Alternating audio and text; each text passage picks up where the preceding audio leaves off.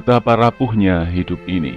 Dalam mimpi terburuk sekalipun, Gubernur Banten Ratu Atut Khosyah pasti tak pernah membayangkan bakal pernah menginap di penjara.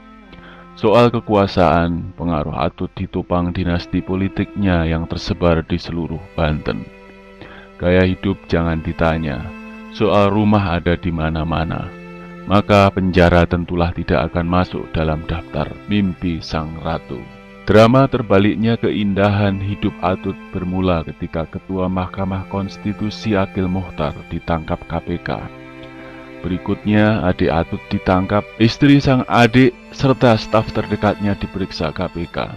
Semuanya berpuncak pada pemeriksaan Atut dan penetapannya sebagai tersangka kasus dugaan suap dalam sengketa Pilkada Lebak, Banten di Mahkamah Konstitusi. Dan Jumat ini adalah pemeriksaan pertama dirinya setelah menjadi tersangka. KPK memutuskan menahan Gubernur Banten Ratu Atut Khosyah usai menjalani pemeriksaan sebagai tersangka. Atut masuk daftar korban Jumat Keramat di KPK. Wajah Atut terlihat sembab saat digelandang menuju mobil tahanan. Setelah duduk di dalam mobil tahanan, dia terlihat meneteskan air mata. Wanita yang baru 40 hari ditinggal sang suami, Hikmat Tomet, kemudian menyandarkan kepala lemas di bahu petugas KPK. Ribuan orang yang mengaku sebagai pendukung Atut menyambangi gedung KPK memberikan dukungan. Namun mereka ternyata hanya sanggup memandangi proses penahanan ratu mereka. Beberapa jawara Banten itu bahkan asik menonton proses penahanan sembari mengunyah jagung rebus.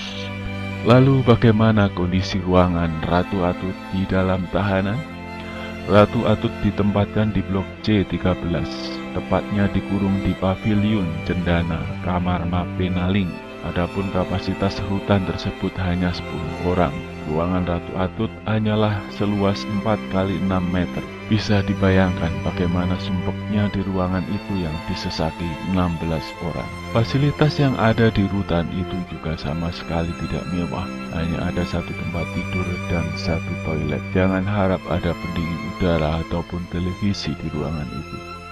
Di istana baru itu, Atut ditempatkan satu sel bersama 16 tahanan baru.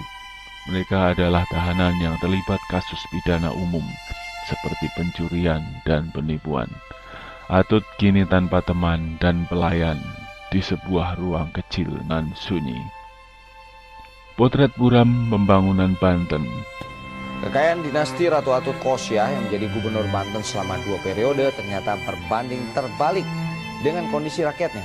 Tidak jauh dari rumah sang gubernur ditemukan warga kurang mampu yang ternyata luput dari perhatian gubernur.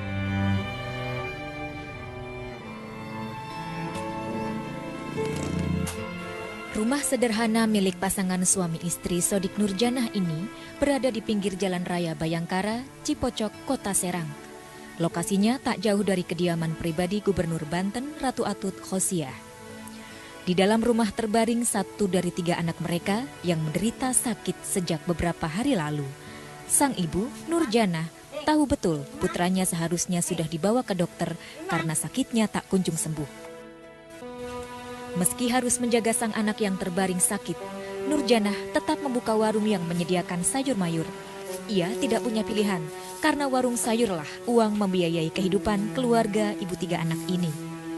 Sang suami yang dulu sempat jualan barang rongsokan pun kini hanya kerja serabutan karena ketiadaan modal.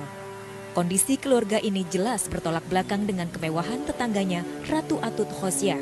Dan rumah Atut tidak hanya di Jalan Bayangkara, Cipocok, Serang. Sang gubernur diketahui memiliki sejumlah rumah mewah, beberapa di antaranya adalah rumah di Kebonjeruk, Kembangan, Jakarta Barat, di Lengkong, Bandung, dan di Jalan Bayangkara, Serang yang kini ditempatinya. Ia juga memiliki banyak lahan tanah yang tersebar di Serang dan Bandung yang harganya mencapai miliaran rupiah. Atut juga disebut-sebut sebagai pemilik hotel berbintang dan pom bensin di Serang. Jika Atut mengoleksi rumah, lain pula pola sang adik, Tubagus Khairi Wardana alias Wawan. Wawan gemar mengoleksi mobil mewah. Saat rumahnya di Jalan Denpasaraya, Jakarta digeledah KPK, ditemukan sejumlah mobil mewah. Masing-masing mobil berharga miliaran rupiah. Keluarga Atut Khosyah tidak dikenal hanya dengan kehidupan mewah.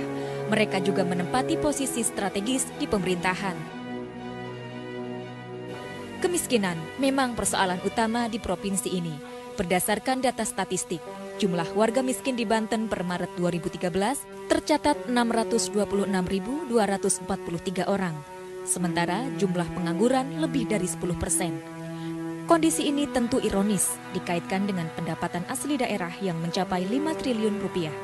Di sisi lain, dinasti Gubernur Banten malah hidup bergelimang kemewahan. Pada foto-foto yang diambil oleh Reuters, terlihat beberapa orang pelajar SMP dan SD di Kampung Tanjung, Lebak, Banten, meniti sebuah jembatan rusak yang hanya dihubungkan dengan satu tali terbentang di atas sungai. Merayap perlahan-lahan, mereka berusaha untuk tidak tergelincir masuk ke dalam sungai Ciberang yang berarus deras dan dalam.